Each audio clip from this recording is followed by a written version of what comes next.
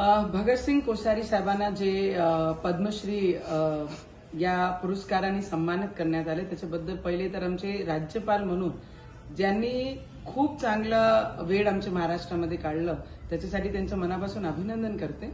पण संजय राऊत ज्या पद्धतीने बोलतात आहे हे पुरस्कार संविधान अनुसार हे पुरस्कार त्यांना भेटलेला आहे.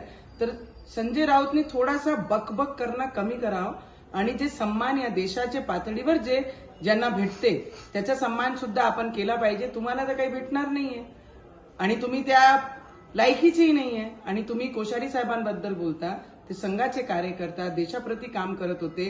त्यांचं डेडिकेशन त्यांचं योगदान या देशाप्रती आणि प्रत्येक ठिकाणी जिथे जिथे त्यांनी काम केलं ते योग्य आहे म्हणून आमच्या देशाचे हा पुरस्कार त्यांना भेटलेला आहे. तर मला वाटतं संजय राऊतने आपली बकबक थोडीशी बंद करून द्यावं.